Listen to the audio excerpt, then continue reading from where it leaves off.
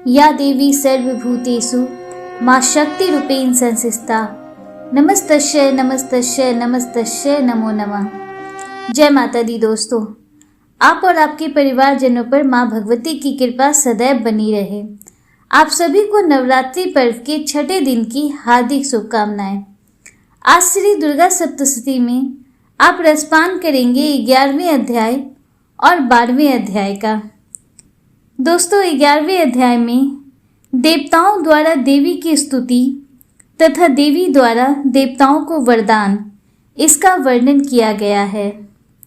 देवी सप्तशती के 12वें अध्याय में देवी चरित्र के पाठ का महात्म्य, इसका वर्णन किया गया है।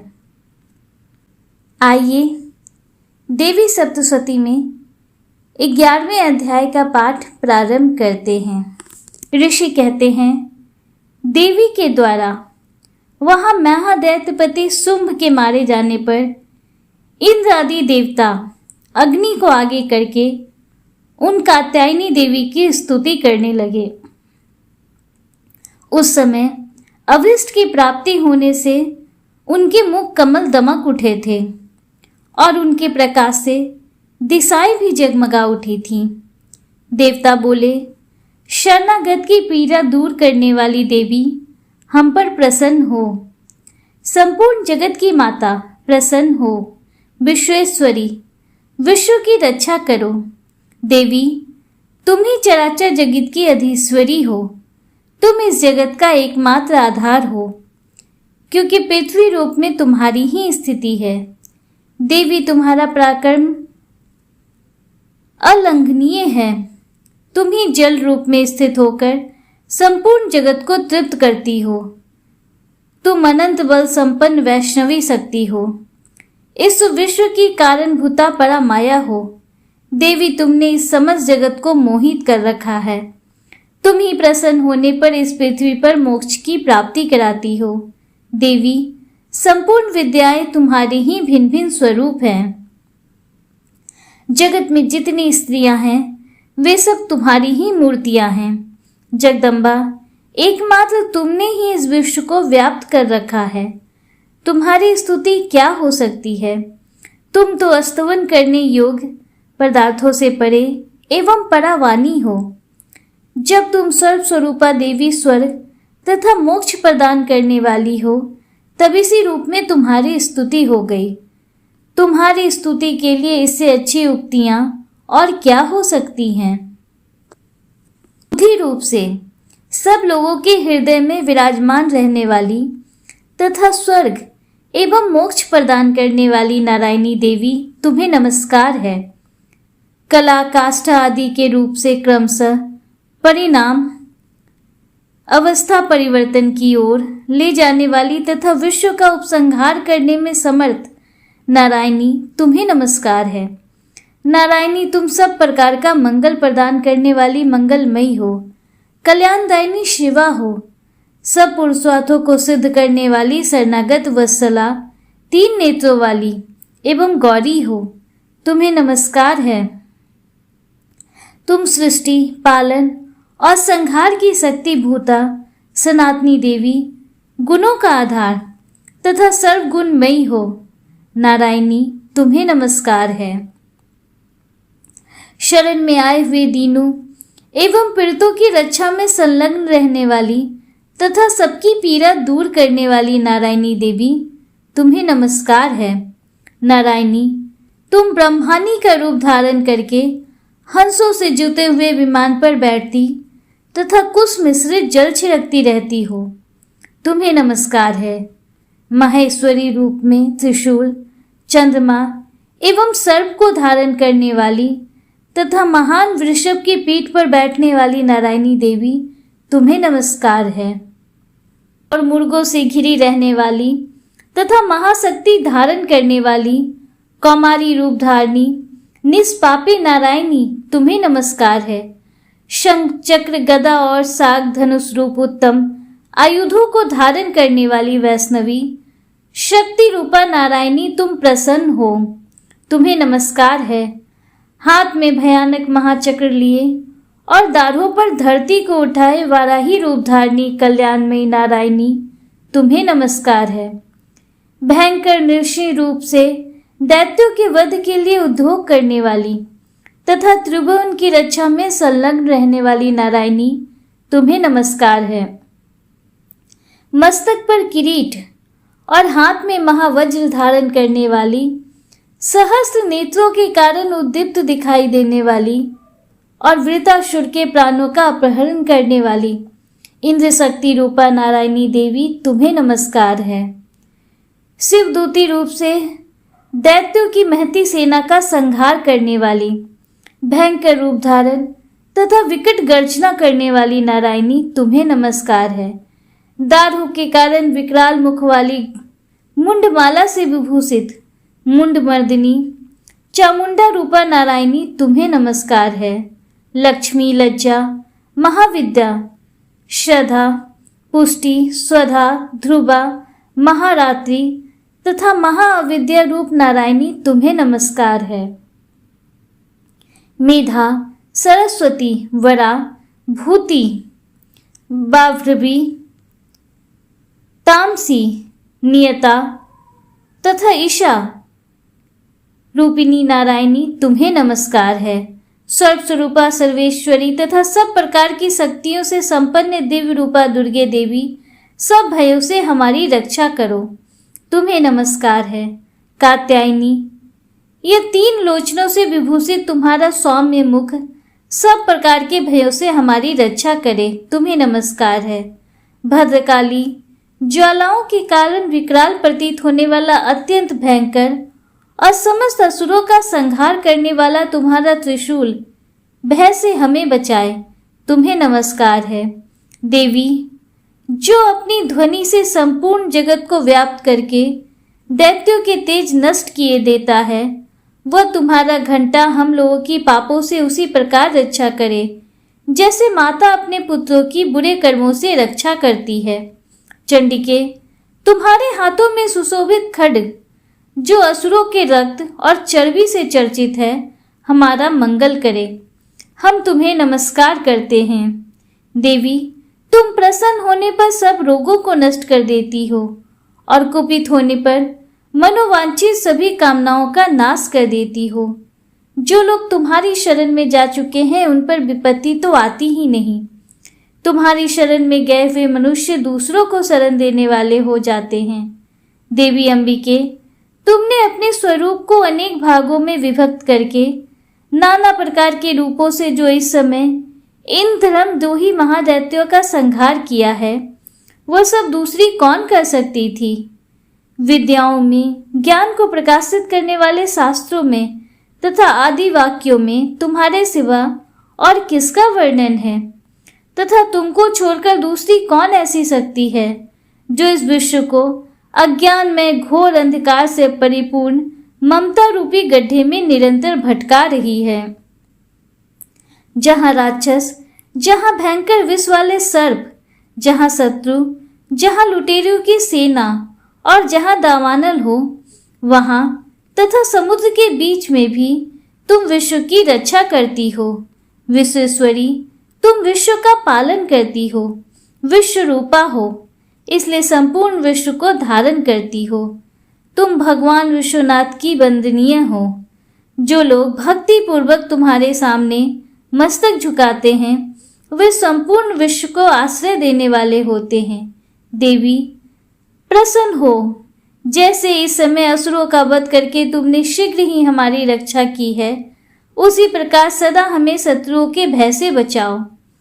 संपूर्ण जगत का पाप नष्ट कर दो और उत्पात एवं पापों के फलस्वरूप प्राप्त होने वाले महामारी आदि बड़े बड़े उपद्रवों को शीघ्र दूर करो।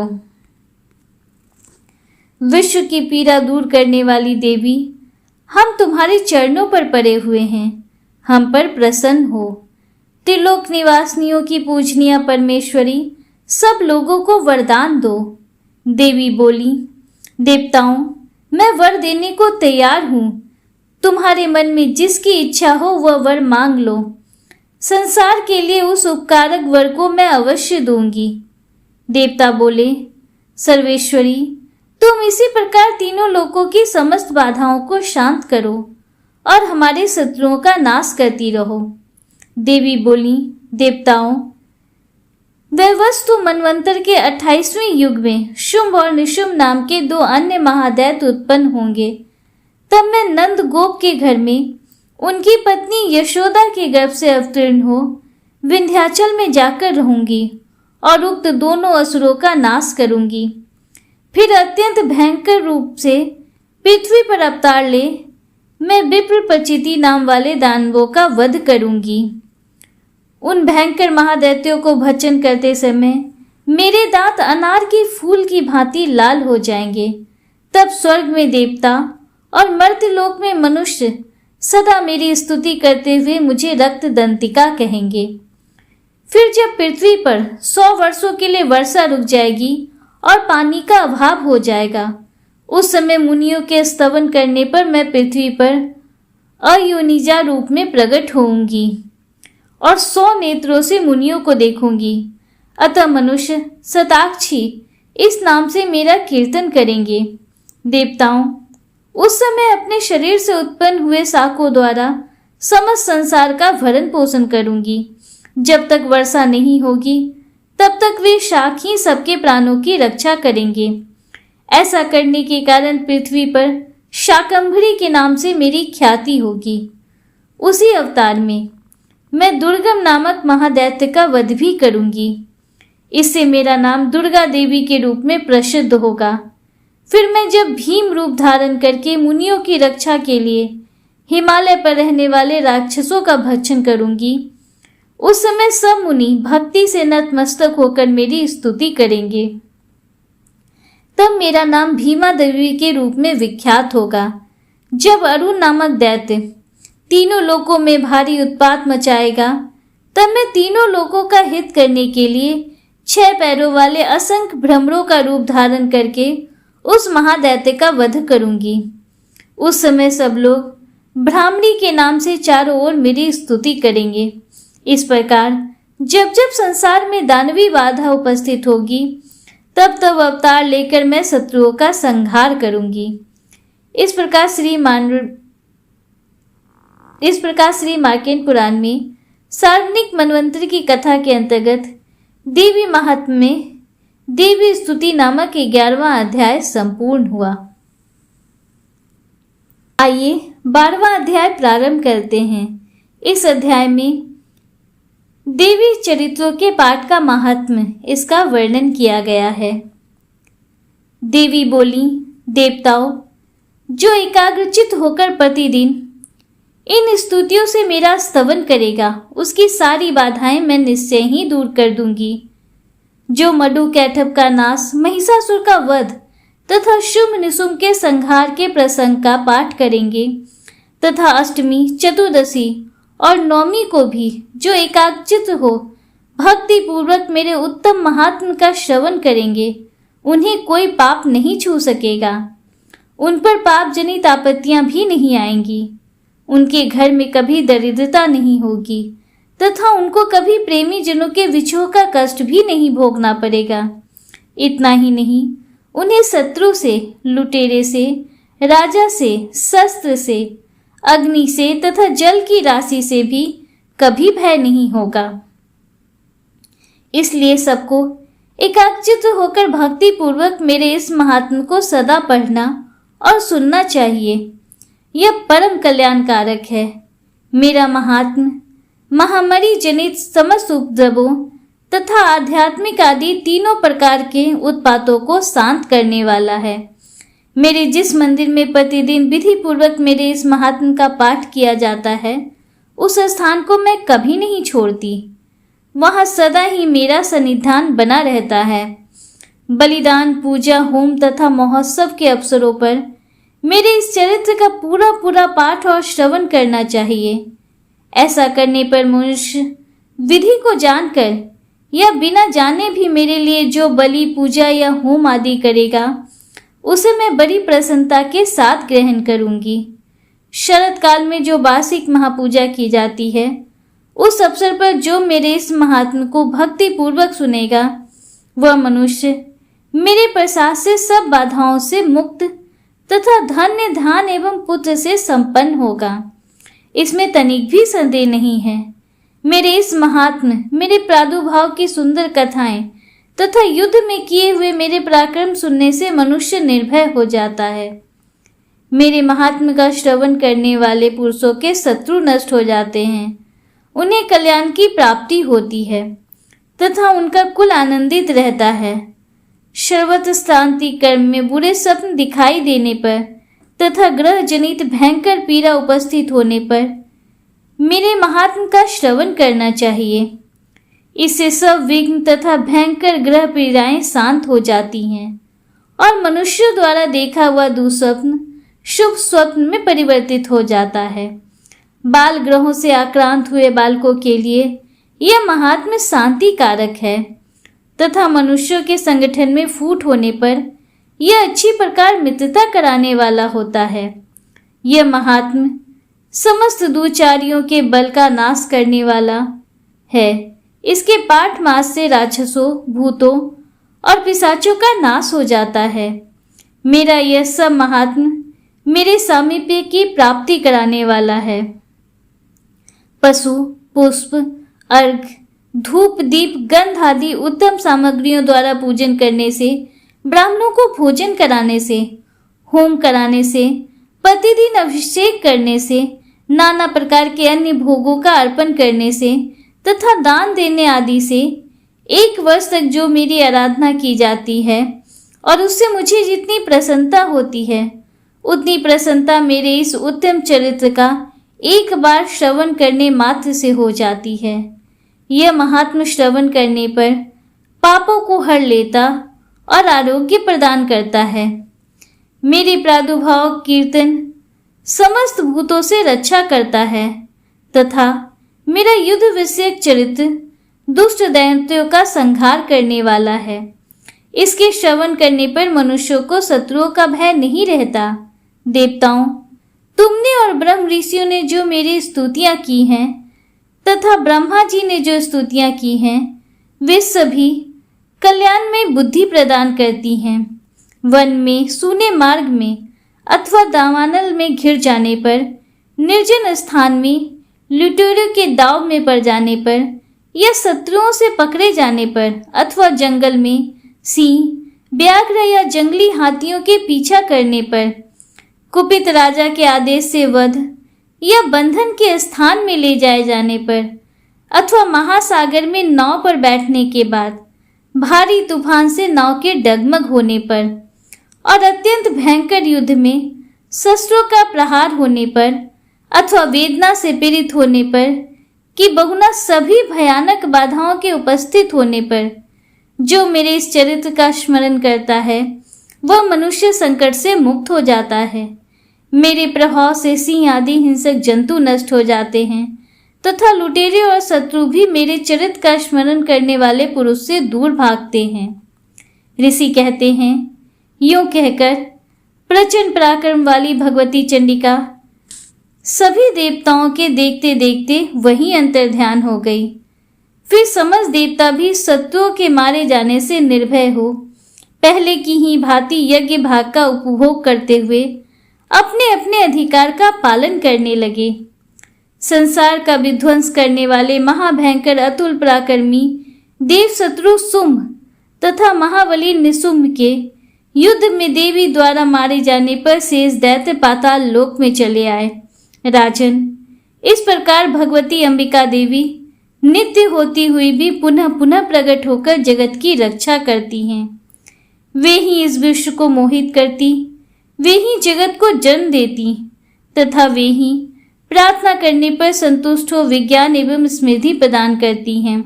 राजन, महाप्रलय के समय महामारी का स्वरूप धारण करने वाली वे महाकाली ही इस समस्त ब्रह्मांड में व्याप्त हैं। वे ही समय समय पर महामारी होती और वे ही स्वयं अजन्मा होती हुई भी सृष्टि के रूप में प्रकट होती हैं। वे सनातनी देवी ही समय अनुसार संपूर्ण भूतों की रक्षा करती हैं। मनुष्यों के अभ्युदय के समय वे ही घर में लक्ष्मी के रूप में स्थित हो उन्नति प्रदान करती हैं और वे ही अभाव के समय दरिद्रता बनकर विनाश का कारण होती हैं। पुष्प, धूप और गंध आदि से पूजन करके उनकी स्तुति करने पर वे धन, पुत्र, धार्मिक बुद्धि तथा उत्तम गति प्रदान करती हैं। इस प्रकार श्री मार्कंड पुराण में सावर्णिक मनवंतर की कथा के अंतर्गत देवी महात्म्य में फल स्तुति नामक 12वां अध्याय संपूर्ण हुआ। दोस्तों, उम्मीद करती हूँ कि दुर्गा सप्तशती की अध्याय के श्रवण में आपको आज के अध्याय पसंद आए होंगे और इससे आगे की कथा के श्रवण के लिए आप कल भी हमारे साथ जुड़े रहेंगे। अगर आपको वीडियो थोड़ी सी भी अच्छी लगी हो तो वीडियो को लाइक कीजिए, दूसरों के साथ शेयर कीजिए, कमेंट में हर हर महादेव, जय माता दी जरूर लिखिए। अगर आप हमारे चैनल पर पहली बार आए हैं तो चैनल को सब्सक्राइब कीजिए, बेल आइकन जरूर प्रेस कीजिए, जिससे आगे भी आपको ऐसी ही रोचक जानकारियाँ मिलती रहें। मिलते हैं आपसे अगले वीडियो में, तब तक के लिए हर हर महादेव, जय श्री राधे कृष्णा, राधे राधे, जय माता दी।